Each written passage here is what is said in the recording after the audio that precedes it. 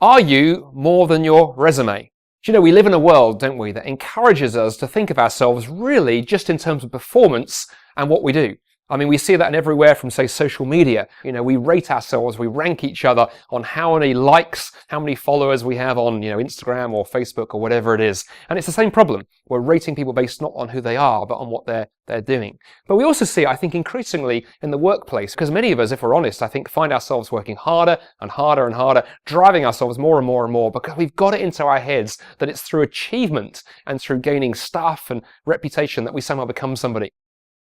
I learned how that can go badly wrong back in my early 20s. I'd got a new job working for a prestigious university in London, was working incredibly hard at the same time. I was trying to set up my own computer software company. I was doing a lot of charitable and volunteering work. And in the eyes of the world, in many ways, I was hugely successful. Everything was going great. But on the inside, I was slowly dying because I was burning out. I was burning the candle, as they say, not just at both ends, but in the middle as well. And quite frankly, I'd soaked the whole candle in petroleum and had set light to it.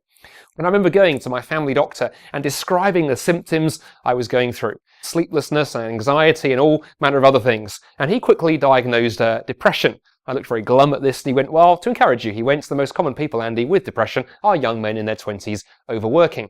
He said, show me your diary, talk me through your average week. And I told him all the things I was doing, trying, I think, to show off with the amount of things I was involved in, how important I was.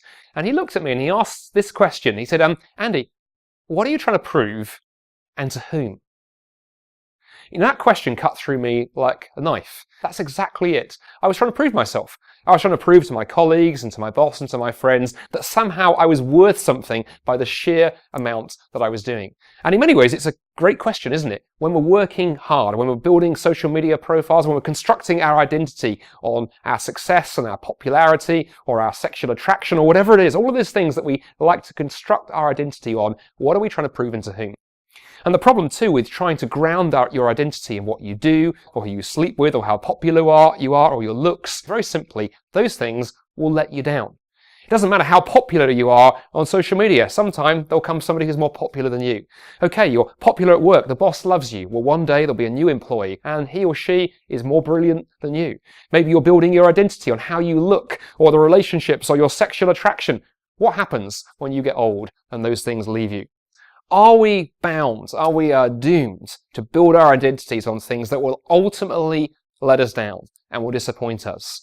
And it's a hugely important question because I think one of the greatest tragedies in life is when you pursue something, you spend your life pursuing it, and you actually get hold of it, and it lets you down. That's one of the loneliest moments any human being can experience. I experienced it back in my 20s. It forced me to take a fresh, hard look at the Christian faith in which I'd been raised, but which I don't think had gone particularly deeply in my life. And I discovered something incredible. I discovered that in the God who has revealed himself in Jesus Christ, we have the only one, the only person on whom you can build your identity, and it won't let you down.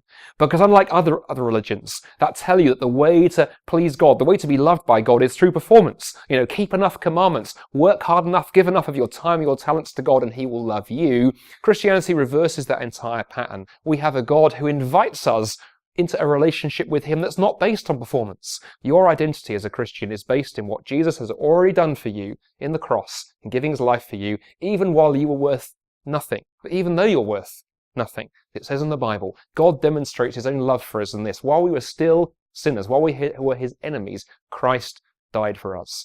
What God has done in Jesus Christ offers the only foundation for identity that will not ultimately disappoint. Are you more than your resume? Well, if there is no God, the answer is I'm afraid not. And that's a pretty bleak existence. On the other hand, if the God who's revealed himself in Jesus is true, then my word, you are so much more than your resume. You are worth what God paid for you, the life of Jesus Christ.